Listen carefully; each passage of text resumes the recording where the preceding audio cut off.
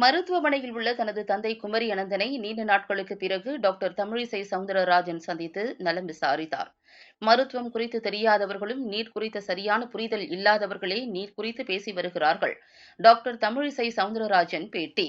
வேலூர் மாவட்டம் குடியாத்தம் அடுத்த காக்காத்தோப்பு பகுதியில் உள்ள அத்தி கல்விக் குழுமத்தில் அத்தி யோகா மற்றும் இயற்கை கல்லூரியில் 5ஆம் ஆண்டு விழாவில் கலந்து கொண்ட முன்னாள் ஆளுநரும் தென் சென்னை பாஜக வேட்பாளருமான டாக்டர் தமிழிசை சவுந்தரராஜன் அங்கு மருத்துவம் பயிலும் மாணவர்கள் இடையே சிறப்புரையாற்றினார். பின்பு அத்தி மருத்துவமனையில் சிகிச்சை பெற்று வரும் தனது தந்தையும் காங்கிரஸ் மூத்த தலைவருமான குமரி அனந்தனை சந்தித்து நலம் விசாரித்தார். பின்பு செய்தியாளர்களுக்கு அளித்த பேட்டியின் போது, தேர்தல்கள் வரவர பாஜகவிற்கு அதிக அளவில் ஆதரவு பெருகி வருகிறது. ஆம் ஆத்மி கட்சியைச் சேர்ந்த பெண் நாடாளுமன்ற உறுப்பினர் தாக்கப்பட்ட விஷயத்தில் மௌனம் சாதித்தது அனைத்து கட்சிகளும். ஆனால் பாஜக அந்த விஷயத்தை கையில் எடுத்த பின்புதான் அது குறித்து பரிசீலித்தது ஆம் ஆத்மி.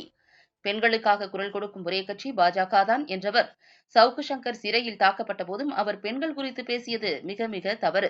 ஆனாலும் சட்டம் தன் கடமையை செய்யும், யாரும் சட்டத்தை கையில் எடுக்கக்கூடாது என்றார்.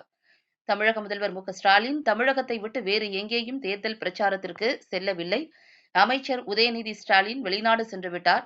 அந்த அளவுக்கு அவர்கள் தேசியத்திற்கு எதிர்மறையான கருத்துக்களை தெரிவித்துள்ளனர். நீட் பற்றி பேசுபவர்களுக்கு என்ன தெரியும்? மருத்துவத்துறையில் இருப்பவர்களுக்கு மட்டுமே நீட் பற்றி தெரியும். மருத்துவத்துறை குறித்து தெரியாமலேயே இவர்கள் நீட் குறித்து பேசி வருகிறார்கள். IAS, IPS போல் இதற்கும் தேர்வு வேண்டும் என்பது மருத்துவர்களின் வாதம். இதனை மாணவர்கள் ஒப்புக்கொண்டு விட்டார்கள். எளிமையான குடும்பத்தைச் சேர்ந்தவர்கள் நீட் தேர்வால் மருத்துவத்தில் சேர்ந்திருக்கிறார்கள். நீட் பற்றிய புரிதல் இல்லாமல் கனிமொழி உள்ளிட்டோர் பேசி வருகிறார்கள் என தமிழிசை சவுந்தரராஜன் தெரிவித்தார்.